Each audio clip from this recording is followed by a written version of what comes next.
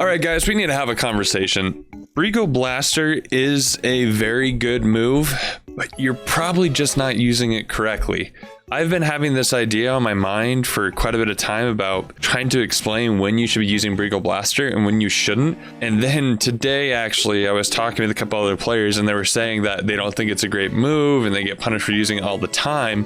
But we need to talk about when to use it because I don't think it's being optimized and used as it should be. But before we get into that, just a reminder that I stream on Twitch at twitch.tv/jplay__. Mondays, Thursdays, Saturdays, Smash, Variety, chilling, hanging out. Hope to see you guys there. Link in the description. And remember, guys, if you're enjoying the video so far, make sure to like and drop a comment and subscribe and turn on notifications because guess what? Over 40% of the viewers on this channel aren't subscribed. And we're trying to reach 3,000 subscribers because when we do, we're giving away one U2's banjo figure.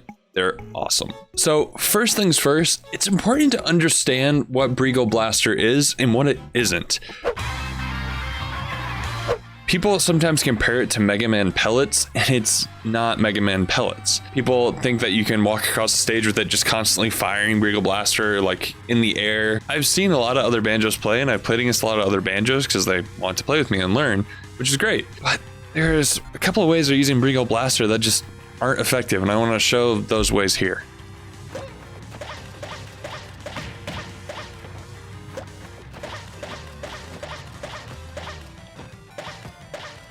The thing is, the move is not meant as this fast-paced, quick move that sends out lots of shots and you're just going to catch your opponent and then start some combos.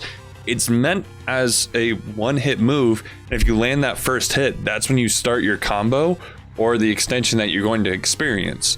Because in reality, it should be compared to a one-hit move instead of a multiple hit because that's how you should treat it. That's how it really is the most effective. Because in reality, if you look at other characters that have these moves and you were to say they're bad moves, because in reality, let me show you an example. A banjo walking across stage, just firing eggs over and over and over again would be the equivalent of Roy doing this. Roy's side B is a super good move, kills super early and is super effective. But if he's walking across stage, constantly spamming it over and over and over again, of course he's going to get punished. Of course it's going to be a bad move. That's the thing. That's not how the move is meant to be used as a I'm going to fire over and over and over again into your face. It's you hit that one egg and that starts the combo. You think about it. Roy's like that. It's the similar as Roy. When Roy gets that first or second hit of that side B, that's when he continues it on and gets that full hit of it. When Palu gets the full hit of Nair and then keeps going with that string, there you go. That's the thing. This is a move where if you start with the first hit, that's when you continue forward with the combo and the extensions. It's not meant to be treated as some insane pressured move. It's an option. It's a one-hit starter option. First, I want to go over some just Breegull standards just for any character, no matter what matchup you're playing, of when you should pull it out. You should seriously 100% of the time avoid just pulling out Blaster on the ground, just firing a shot on the ground and pulling it out.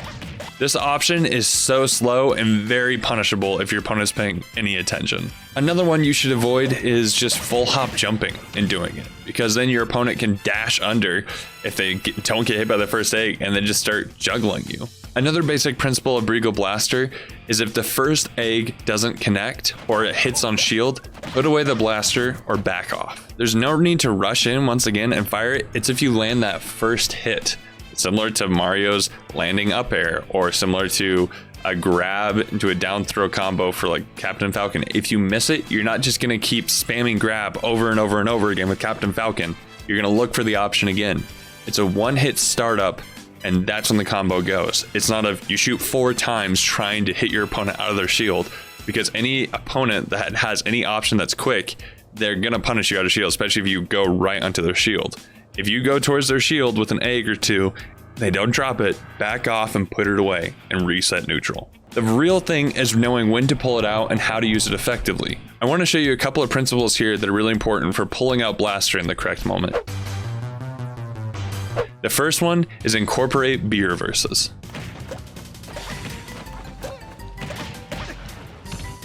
By incorporating B reverses, your movement is not so clear and your opponent can be caught off guard by this type of option that you are choosing. This way you're constantly trying to change your patterns and it's not very obvious that, oh, he's short hopped, he's gonna pull out blaster. You reversing it simply just adds another level of making your opponent think about what you are doing. The next one is single Kauzi shot. By pulling out blaster with a short hop, you can single Kauzi shot to flip to the other direction if someone's approaching you. So it's kind of a bait of you pull it out away, and as they're approaching, you do a simple double shot, the Kauzi, a double shot to the other direction, and you catch them and you can start your combos. Once again, it's not obvious and you're forcing them to approach into your setups. That's a lot of characters. A lot of characters have that where it's a bait and punish, where like Inkling dashbacks into grab, or Ness dashbacks into other options, or etc. Dashback's broken in this game. We've talked about this. And the last kind of basic thing I want to show is just be reversing off of platforms with Breegull Blaster. Banjo has this natural glide when he pulls up Breegull Blaster as he's landing on the ground, and he'll continue walking very smoothly with the blaster. And especially off the platform where you have the platform above you to cover you, and you can swiftly land onto the ground beneath you. It's a very safe approach option and can approach opponents that are antsy and are running at you. So now that we've gone over those basics, let's go over the don't use Breegull Blaster situations. First situation where you don't use it is if your opponent has a fully charged projectile that will beat out Egg, or just some kind of long distance projectile or option that's going to obliterate your end lag and startup. For example, Samus charge shot. Banjo obviously is going to get punished for blaster if Samus has a full charge shot and you go barreling in, or it's very obvious what you're doing. Samus can punish that very easily.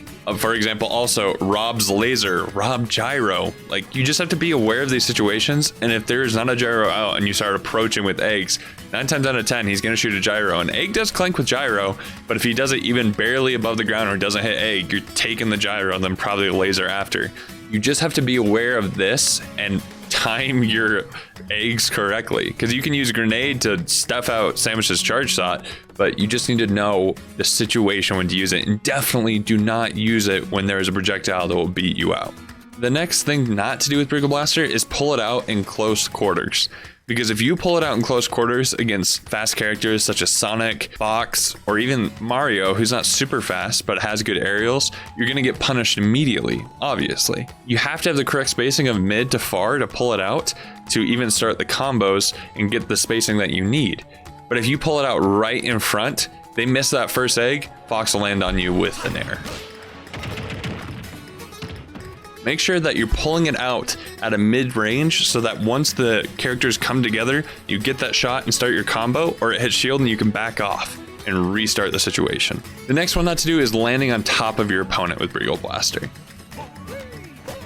When you try to land on an opponent with Breegull Blaster without canceling it, you're going to get punished hard because they're just going to come at you from below. It's a move that you want to use low to the ground, and so really the only threats are above or in front or behind you, because that you can cover that with shots, or you can cancel it before they land on you with a move. When you're landing on top of them, it's very easy to get punished by it because the eggs come out on a super fast pace. It's not bad to land with Breegull Blaster, but you have to land at the correct spacing and the correct timing to not get punished like that. Landing on their shield or trying to land right in front of them will do you no good. Even if you're going for landing turnaround cancels, you have to space it properly. Another thing not to do with Breegull Blaster is do not try to contest stronger moves such as smash attacks with Breegull Blaster. Unless you are perfectly timed with Breegull Blaster, eggs will get beat out every time by smash attacks or fire breath or these kind of things. You can't just go into moves like that. You have to be aware. In that situation, if they're charging an F smash, just Wonder Wing them. I mean, there's no reason to pull out eggs. Of course, you're going to get punished. It's just all about understanding the situation, what's going on, and what the appropriate option with egg should be, or if you should even use it at all. Because egg should be used for Banjo's combos so that you can start ladders and build up damage. But at the same time, there's some matchups where it should only be used sparingly to net kills or things like that, where others you can abuse it more. Against swordies, you can actually use Breegull Blaster combos quite a bit, but against faster characters like Pikachu, it can be hard, even though it does hit characters that try to low profile. If Snake's laying down, eggs will connect with them still. The hitbox is huge. There's probably way more ways of what you shouldn't do with Breegull Blaster, but these are just some main ones that I've seen that definitely will get you punished and killed super easily. Spacing is vital when using it and knowing what situation and what characters to use it against. So now I want to go over some of the times when you should be using Breegull Blaster. If your opponent loves to approach with short hop aerials, especially sorties or those kind of characters, you can just dash back, B reverse, and start a combo. Aggressive approaches like this are really good for catching. Or even if they're not short hop naring, if they're just running at you with dash attacks or run up grab, that's really good too. You can bait them into it. Another one where if they're approaching really fast with these kind of options as well, you can do the principle that I talked about earlier of the single Uzi shot. You can pull out Blaster in the opposite direction, and as they get closer, as they're approaching, you can quickly do that one Uzi shot turnaround to catch them as they come behind you. Another good time to use it is if you have grenade out and they try jumping to avoid it. If you have a grenade out and they run, jump over it, you can catch their landing with Breegull Blaster to start a combo. Because that's also a really good option. Banjo's down tilt is amazing for catching landings just because it's so low and it'll low profile most aerials. But Egg is also a good option for damage, just a small 25% combo. Or if they're at higher percents, catching a kill confirm of Egg into up tilt. It's good for situations like that where you're trying to net a kill, because once you get an Egg into up tilt and Egg into Wonder Wing and all different kind of Egg confirms are some of Banjo's most consistent ones because the knockback is consistent. Down throw is always a 50-50 on what they're gonna do, and Wonder Wing has to be hard reads, and so you need that consistent kill confirm from it. It's necessary. Another great situation for it is when you are ledge trapping. If you have a grenade out and you're at roll distance and they roll in or they get up with their invincibility to avoid the grenade, you can pull out Breegull Blaster and catch them that way. Another good time to try using Blaster is once you gather data on your opponent and what they like to do out of shield, you can figure out ways to punish them as they try out of shield options, especially with Banjo's back air that is -6. Super quick, super safe. If you land on their shield with forward air, you can dash back after it and then B reverse into Breegull Blaster. There's probably more ways where you can be using Breegull Blaster, and these are just some basic ones, but it's so important because it is an important part of Banjo's kit.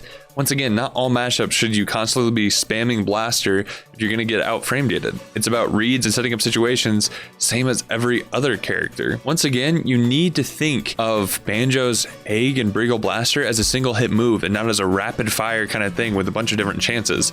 You need to think of it as one grab or of one landing down air that's gonna combo into knee, or one falling up air that's gonna continue into one combo. It's supposed to be a one-hit thing that starts combos, not a rapid fire thing that's gonna apply this pressure. You need to treat it as such. And just remember, the next time you ask yourself, is Breegull Blaster really worth it? Remember this: